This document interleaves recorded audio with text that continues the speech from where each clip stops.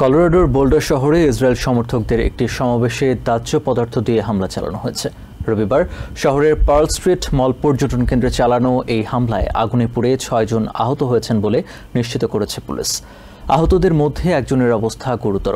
হামলায় জড়িত সন্দেহে মোহাম্মদ সাবরি সোলাইমান নামের ৪৫ বছর বয়সী এক ব্যক্তি গ্রেফতার হয়েছেন। ঘটনাটিকে সন্ত্রাসী হামলা আখ্যা দিয়ে এফবিআই ডিরেক্টর কাশ পাটেল জানিয়েছেন, হামলার উদ্দেশ্য খতিয়ে দেখতে তদন্ত শুরু করেছে তার সংস্থা। গাজায় হামাসের হাতে বন্দী ইসরায়েলিদের দ্রুত মুক্তির দাবিতে রবিবার কলোরাডোর বোল্ডার শহরে সমাবেশ করছিল রান ফর ইউর লাইভস নামের একটি স্বেচ্ছাসেবক সংস্থা।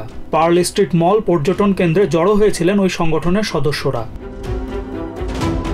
প্রত্যক্ষদর্শীরা জানান, শান্তিপূর্ণ এই সমাবেশে বেলা ১:৩০টার দিকে দাহ্য পদার্থ ছুঁড়ে হামলা চালানো হয়।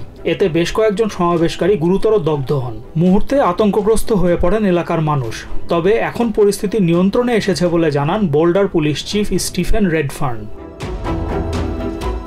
হামলার পর থেকেই পুরো এলাকা ঘিরে রেখেছে পুলিশ এবং এফবিআই কর্মকর্তারা। নিরাপত্তা নিশ্চিত করতে কাউকে পার্ল স্ট্রিট মলে প্রবেশ করতে দেওয়া হচ্ছে না বলে জানান রেডফার্ন। বলেন, পরবর্তী নির্দেশ না দেওয়া পর্যন্ত এই এলাকার দোকানপাট বন্ধ থাকবে। এক সংবাদ সম্মেলনে হামলার বিস্তারিত জানান FBI special agent in charge Mark Michalek. তিনি বলেন, হামলায় জড়িত সন্দেহে মোহাম্মদ সাবরি সোলাইমান নামের ৪৫ বছর বয়সী এক ব্যক্তিকে গ্রেপ্তার করা হয়েছে। The subject has been identified as Mohammed Sabri Solomon, and he's 45 years old. The FBI is processing the crime scene and the subject vehicle and interviewing key witnesses. হামলার সময় সোলাইমান ফ্রি প্যালেস্টাইন বলে চিৎকার করছিলেন বলেও জানান মিখালেক। That the subject used a makeshift flamethrower and threw an incendiary device into the crowd. The suspect was heard to yell "Free Palestine" during the attack. হামলার একাধিক প্রত্যক্ষদর্শী ক্ষোভ জানিয়ে বলেন, দেশের মানুষের নিরাপত্তা এখন বড় ধরনের ঝুঁকির মধ্যে আছে। We saw burn marks and we had seen smoke from far away. Did you hear anything? We did not hear anything. What is this like to have this happen in your community? It's very scary and it's a huge shock.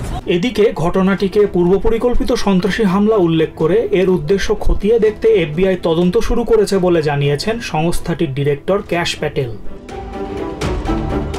এ বিষয়ে প্রতিক্রিয়া জানিয়ে কলোরাডোর governor Jared পোলিস বলেন, এমন গর্হিত হামলার সাথে জড়িত কাউকেই ছাড় দেওয়া হবে না।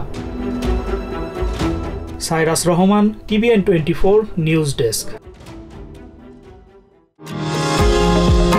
নিউ ইয়র্ক থেকে সম্প্রচারিত TVN 24 টেলিভিশন বিশ্বজুড়ে বাঙালির কণ্ঠস্বর।